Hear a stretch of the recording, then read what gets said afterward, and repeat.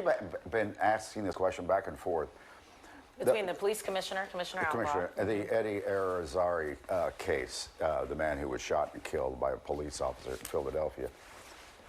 So many people want to see the camera footage from the police officer's perspective. What do they call it? The body camera. Body camera footage. Who decides if that can be released? Is it a police commissioner or is it you? So there's no question that that video is going to be available to the public. The question really comes down to timing. We are in the middle of doing what we hope is a truly independent, balanced, fair investigation. And sometimes when you release information to the public at the wrong time, you can end up with phony witnesses. People who watch the video and now they're going to say, well, actually, you can't see me, but my head was poked around the corner and I saw the following.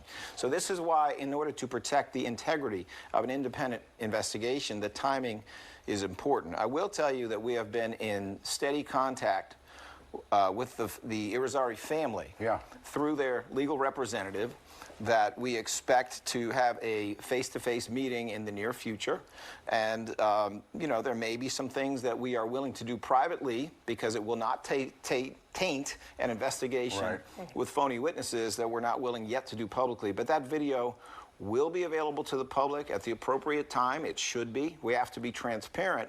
We also, however, have to make sure that our investigation is completed with integrity, and that means not putting stuff out there too soon. Well, we know that every investigation, of course, is its own and it's unique, but can you help at least the community to understand why, in some cases we've seen in other situations where the body camera footage seems to be released relatively quickly versus others where it is not? And I think that's probably why folks are calling for it, because they see in other cities or in other places it seems to come out pretty quickly. Well, and recently a couple other cities did it in 24 hours.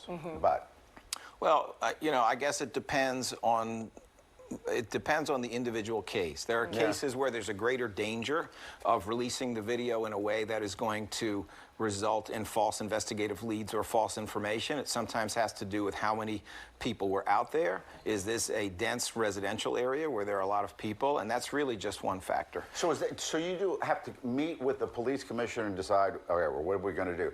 I never have heard a decision of who trumps the other person. Can you trump the commissioner? For releasing body camera? For releasing it.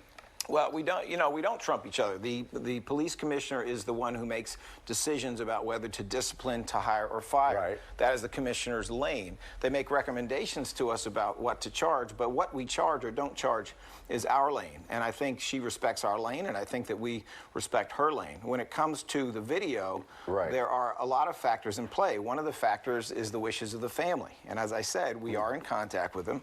Sometimes they want part of a video release. Sometimes they don't want all of a video released.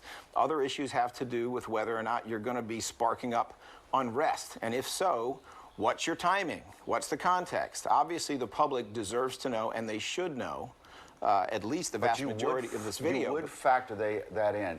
If it's really bad, it might spark unrest. You would factor in how it is released. You would never deny the truth to the public, because that's just wrong. But you would factor in how it is released and when it is released with those things in mind. It just makes sense. You may recall in the Walter Wallace case, the family of Mr. Wallace came out and told the public, we do not want broken plate glass windows. We do not want people blocking traffic. We want peace. I got you. Except in this one, we do have footage, surveillance footage from a home that shows that was released and put out. Of course, that wasn't from you guys. That was from the attorney. So I wonder if that made a difference then when it comes to the investigation. You know, what a private attorney does in terms of obtaining their own evidence and put it out there might be wise, might be unwise, but we can't control that. What we can control is the information that flows through law enforcement.